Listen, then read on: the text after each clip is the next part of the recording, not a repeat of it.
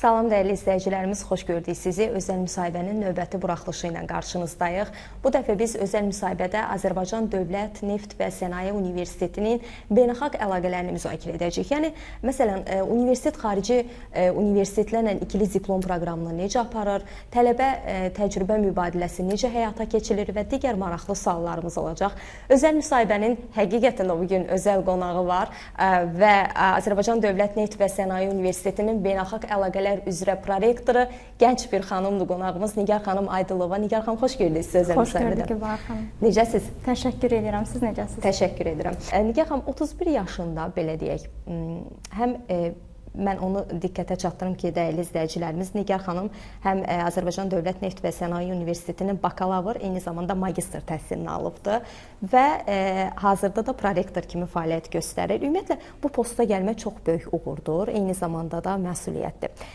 Sizin üçün gözlənilən bir, belə deyək, addım idi bu, yəni bu posta təyin olunmağınız, yoxsa sizin üçün gözlənilməz oldu? Ümumiyyətlə, hansı hissləri keçirirdiniz? Necə eşitdiniz xəbəri?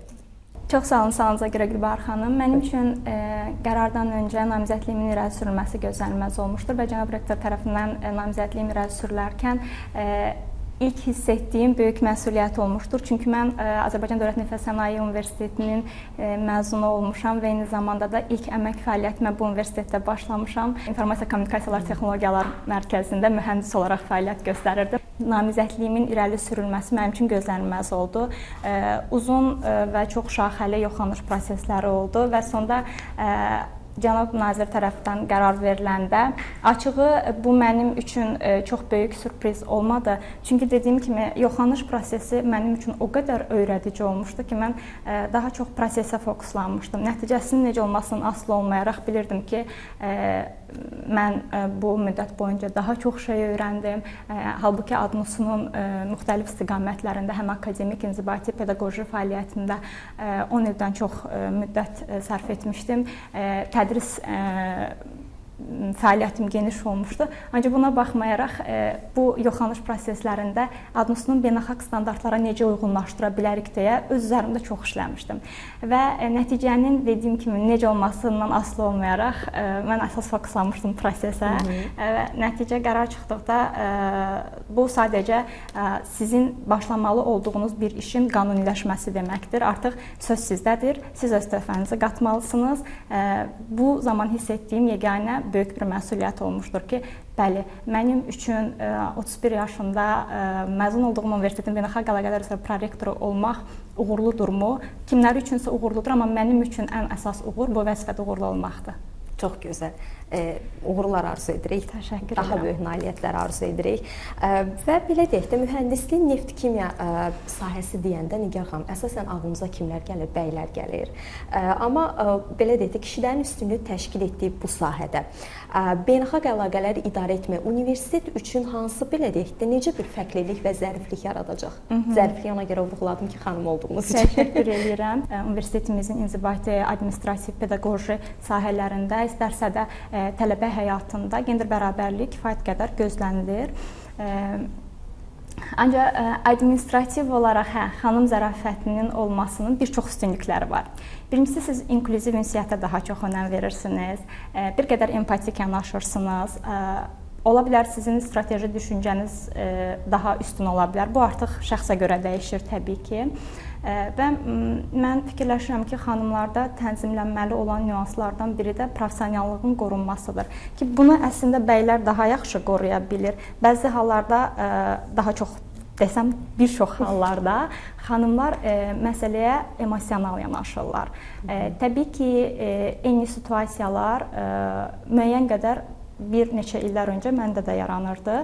Amma indi mən maksimum dərəcədə emosiyalardan kənar, professional şəkildə işi həyata keçirtməyə və idarə etmədə professionallığın qorunmasına xüsusi diqqət yetirirəm.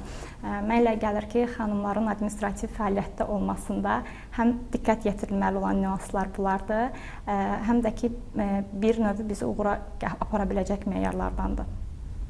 Çox gözəl. Mən az öncə qeyd etdim ki, adınızı xarici universitetlərlə ikili diplom proqramları həyata keçirilir. Bu proses ümumiyyətlə hansı yerdədir və belə deyək də tələbə mübadilə proqramlarının genişləndirilməsi istiqamətində hansı işlər görülür? Ölkəmizdə ilk dəfə iki ölkə arasında universitet modeli Azərbaycan Dövlət Neft və Sənaye Universitetinin nəzdində həyata keçirilmişdir. Onun rəhbərliyi ilə idarə olunmuşdur. 2016-cı ildə ölkə başçımız cənab Prezident İlham Əliyev tərəfindən verilən sərəncama əsasən Azərbaycan Fransız Universiteti təsis olunmuşdur və donor universitet olaraq ADNUS seçilmişdir. Daha sonra ADNUS-un beynəlxalq fəaliyyət tarixində ilklərdən biri ölkəmizdə ilk dəfə və hal-hazırda yeganə universitetdir ki, top 100-lükdə olan universitetlə ikili diplom layihəsini həyata keçirir. ADNUS-un artıq 3 ildir ki, Böyük Britaniyanın Warwick Universiteti ilə günümüzün aktual sahəsi olan bərpa olunan enerji mənbələri istiqaməti üzrə magistr kadr hazırlığı aparılır. Bundan əlavə ADNUS ölkəmizdə ilk dəfə beynəlxalq qrant əsasında MBA proqramının təsis olduğu universitetdir. ADNUS ölkəmizdə ilk dəfə təhsil proqramları beynəlxalq akkreditasiyadan keçmiş universitetdir və dövlət universitetidir, xüsusunu vurğulayım. Hal-hazırda ən çox təhsil proqramı beynəlxalq səviyyədə akkreditə olunmuş dövlət universitetidir. Bundan əlavə ADNUS ikili diplom proqramlarının sayına görə ölkədə lider universitetdir. Ən çox əcnəbi məzunu olan universitetdir. Hal-hazırda isə əcnəbi tələbələrinin sayına görə lider universitetlərdən biridir. Ümumiyyətcə ölkəmizdə ümummilli lider Heydər Əliyevin beynəlxalq təhsil qrantı əsasında təhsil alan əcnəbi tələbələrin 1/3-nin, təxminən 30%-nin təhsil müəssisəsi olaraq seçdiyi universitet ADNUS-udur. Bu bizim üçün və bu kimi bir çox beynəlxalq fəaliyyət tarixində ADNUS-un uğurları olmuşdur. Bu bizim üçün çox fəxr doğurucu nüanslardır. Hansı ki biz bunları beynəlxalq görüşlərimizdə qeyd edəndə böyük qürurla səsləndiririk. Hal-hazırda ADNUS-u tələbələr üçün akademik mobillik proqramlarını ən geniş şəkildə təqdim edən ölkədə ilk universitetlərdəndir. Təkcə ötən semestr, təhsil semestrində ADNUS-unun 100-ə yaxın tələbəsi akademik mobillik proqramlarında iştirak etmişdir. Növbəti təhsil semestrində də bu qədər tələbənin dünyanın müxtəlif ölkələrində mobilliyinin həyata keçirilməsi nəzərdə tutulub. Təkcə ötən semestr bizim İsveç Krallığının Linköping Universitetində 5 tələbəmiz, Strasburg Universitetində orada artıq 30-dan çox tələbəmiz akademik mobillik fəaliyyətində olmuşdur. Bundan əlavə olaraq Özbəkistan və Qazaxıstanın lider universitetlərində həm doktorant tələbələrimizin, həm də bakalavr, magistr səviyyələri üzrə təhsil alan tələbələrimizin akademik fəaliyyətləri olmuşdur, mobillik proqramları olmuşdur və növbəti semestr üçün biz artıq coğrafiyanı daha da genişləndiririk, tələbələrimiz üçün daha geniş imkanlar açırıq, daha çox ixtisasların akademik mobilliyinin həyata keçirilməsinə fokuslanırıq və təhsil səviyyələrinin daha geniş şəkildə təşkilinə fokuslanırıq. Bundan əlavə yay dövründə də istəyirik ki, həm doktorantlarımızın, həm müəllimlərimizin təkmilləşməsi davam eləsin. Akademik mobillik yalnız tələbələrin mobilliyi demək deyil, bu eyni zamanda tədris köməkçi heyətinin də mobilliyi deməkdir. İnşallah növbəti həftələrdə ADNUS-un 20 müəllimi Türkiyənin Orta Doğu Texnik Universitetində tədqiqat və təlim mobilliyində iştirak eləyəcəkdir. Onların səfəri olacaqdır və 4 doktorantımız Qazaxıstanın tədqiqat universitetlərində öz dissertasiya işlərinin, praktiki hissələrinin həyata keçirilməsi üçün səfərə yollanacaqlar. İkili diplom layihələrinin genişləndirilməsi üçün də təbii ki, çox gözəl layihələrimiz var. Hazırda ADNUS-u nəinki ikili diplom layihələrinin burada keçirilməsinin reallaşdırılması ilə məşğuldur. Eyni zamanda da ADNUS-unun tədris modeli ölkədən kənarda tətbiq olunur artıq. Biz bir neçə müddət öncə Özbəkistanda Türk Dövlətləri Beynəlxalq Universitetinin 3 ixtisası üzrə kimya mühəndisliyi, geologiya, geofizika mühəndisliyi və neft-qaz mühəndisliyi istiqamətləri üzrə ADNUS modeli əsasında tədrisin həyata keçirilməsi istiqamətində razılıq əldə etmişdik və onlardan inşallah sentyabr ayından etibarən ADNUS modeli əsasında tədris həyata keçiriləcəkdir. Burada artıq yararlanan tələbələr Türk dövlətlərinin tələbələri olacaqdır. Və eyni zamanda Azərbaycan Respublikası vətəndaşları üçün ikili diplomlarımız artıq onların sayı ondan çoxdur və başqa yeniliklərimiz də var. Yaxın günlərdə onlar da elan olunacaqdır. Ümumən götürsək, ADNUS bəli, ölkədə ikili diplom proqramlarının sayına görə lider universitetlərdəndir. Bunu qorumaq keyfiyyətli şəkildə qorumaq bizim üçün önəmlidir və dayanıqlığı qorumaq bizim üçün önəmlidir. Nigar xanım, beynəlxalq əlaqələr üzrə prorektor kimi qarşınıza qoyduğunuz o ən böyük xəyal etdiyiniz layihə nədir? Bəzən xəyal etdiklərimizdən fərqli yollara gəlib çıxırıq təbii ki və əldə etdiyimiz nəticələr xəyal etdiklərimizdən daha böyük olur. Yol boyunca istənilən halda hədəfləriniz müəyyən qədər şəkil alır, formalaşır.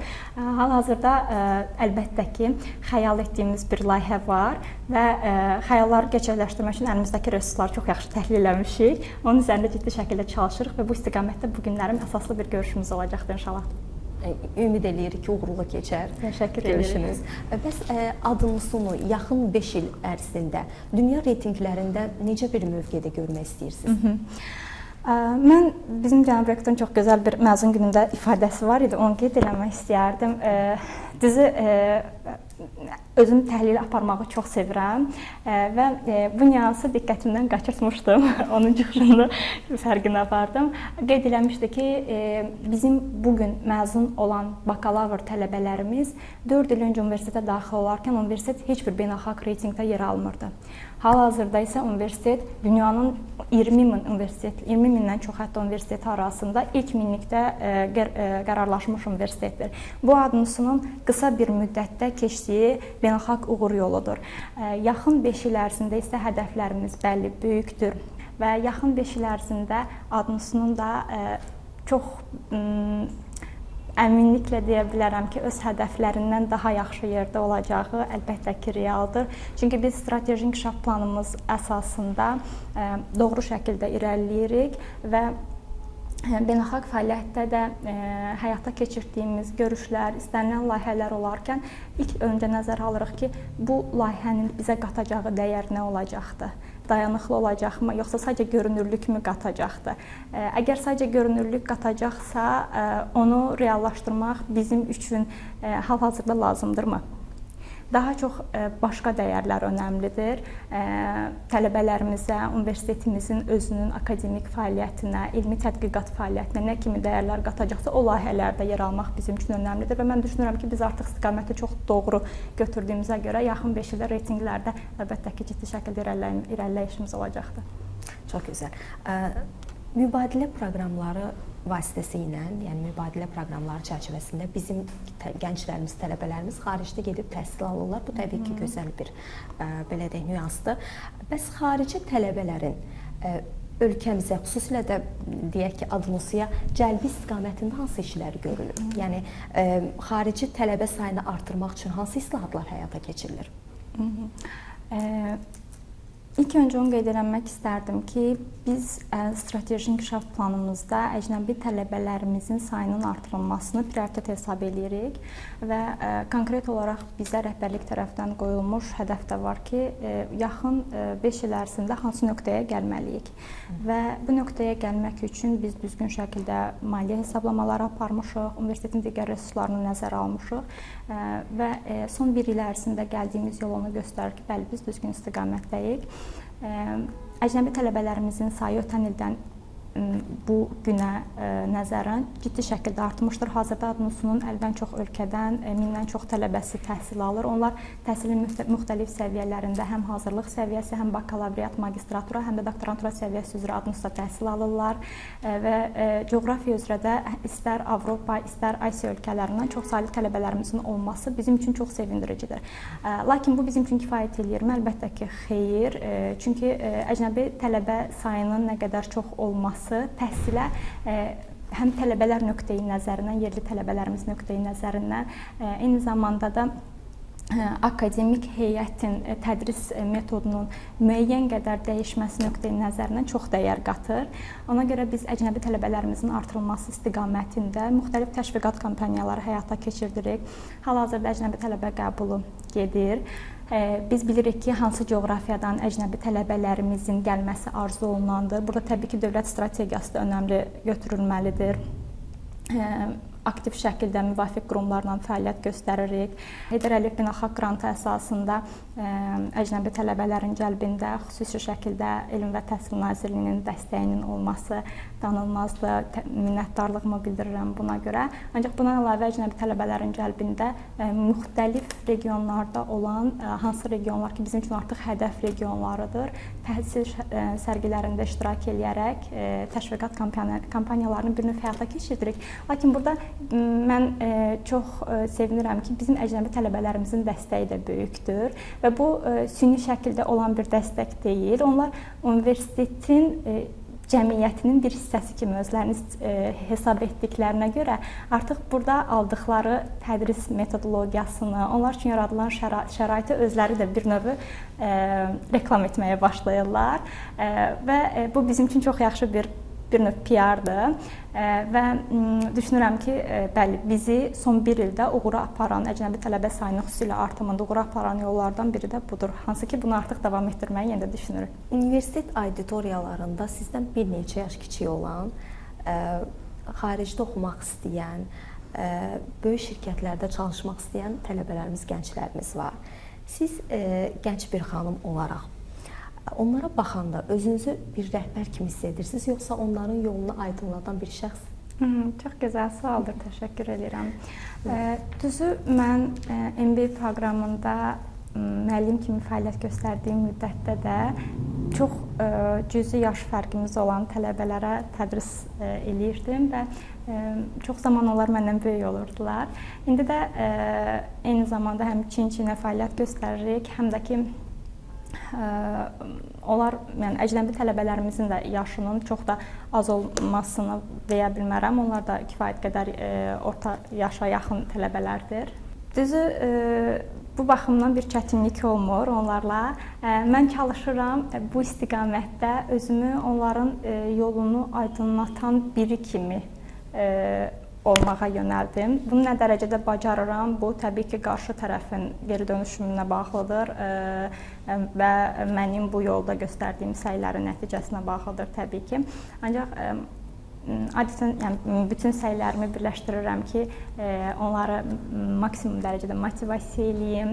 Aramızda hansısa bir administrativ sərhəd olmasın, istər pedaqoji fəaliyyətdə, istərsə də rəsmi iş fəaliyyətində, təbii ki, professionallıq qorunması çərçivəsində maksimum dərəcədə o sərhədi çox böyük qoymamağa çalışıram ki, onlar bir növ sizə baxarkən sizinlə niyə əməkdaşlıq etsinlər? Bu önəmlidir. Yəni siz sadəcə beynəlxalq əməkdaşlığa mı fokuslanırsınız, yoxsa komanda əməkdaşlığına, komanda işinə də mi fokuslanırsınız? O əməkdaşlar sizin üçün hansısa bir dəyəri formalaşdırırlar və bu birlikdə komanda işidir. Heç kəs uğura tək çata bilməz. Siz komanda ilə birlikdə çata bilərsiniz.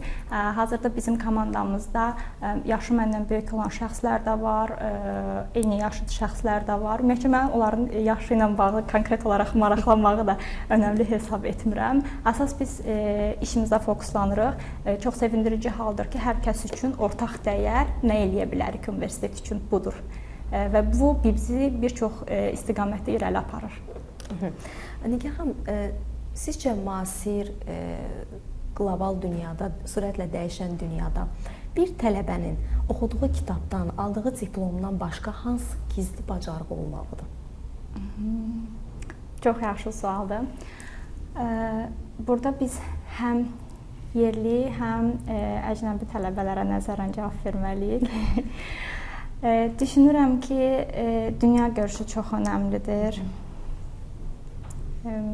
Bir qədər hisslərini cilovlamaq önəmlidir. Bu da gizli bacarıqdır. Diplomatik yanaşma çox önəmlidir. Siz harda, nəyi necə etməli olduğunuzu özünüz tənzimləməlisiniz. Söyləyəcəyiniz sözlər sizi ifadə eləyir, seçimləriniz sizi ifadə eləyir. Bunlar artıq sizin gizli özünüzdə formalaşdırmalı olduğunuz bacarıqlardır.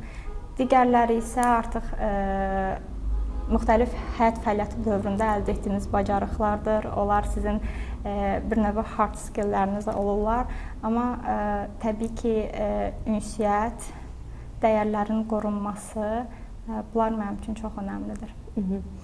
Yəni bu sadaladıqlarınızı özünüzə də şamil edirsiniz eyni zamanda və yaxud da sualı belə verim ki, bu sadaladıqlarınızdan hansı sizin gizli bacarığınızdır?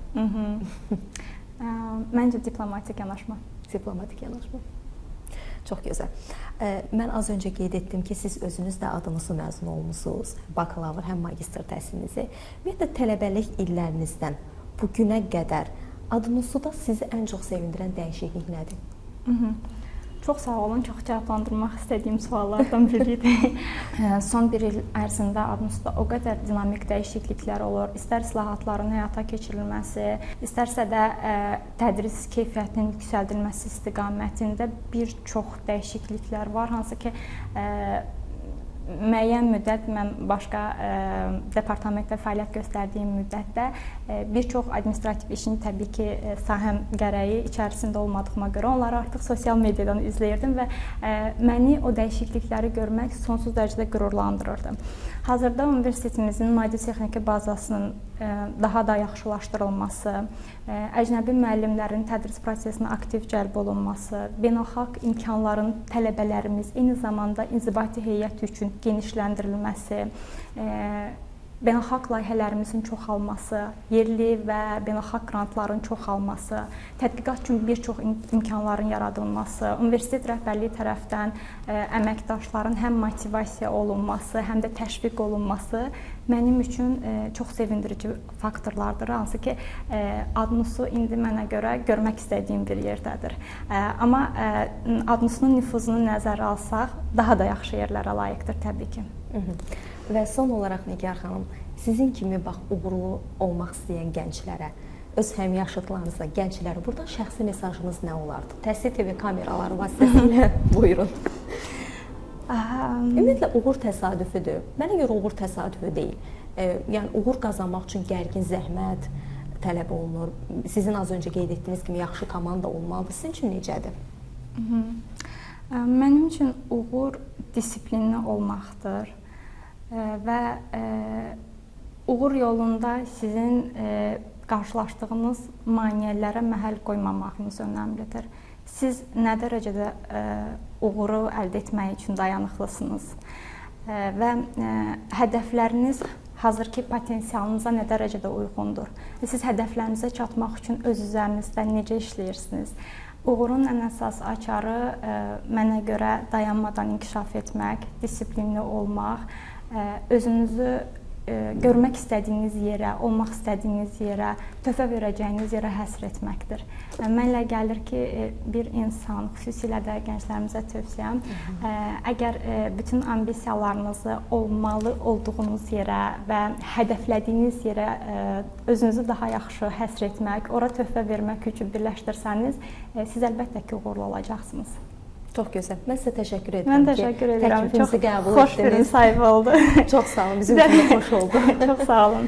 Səmimi və pozitiv keçdi məncə müsahibəmiz. Təşəkkür edirəm. Çox təşəkkür edirik ki, təklifimizi qəbul etdiniz və özəl müsahibənin qonağı oldunuz. Çox sağ olun. İşlərinizdə uğurlar arzu edirik. Minnətdaram. Dəvət üçün təşəkkür edirəm. Var olasınız. Çox sağ olun. Sağ olun. Və beləliklə dəyərli izləyicilərimiz, özəl müsahibənin növbəti buraxılışı sona çatdı. Bir daha qeyd etmək istəyirəm ki, özəl müsahibənin özəl qonağı Azərbaycan Dövlət Neft və Sənaye Universitetinin Beynəlxalq Əlaqələr üzrə prorektoru Nigar xanım Aydılova idi. Növbəti buraxılışlarda görüşmək ümidi ilə sağ olun.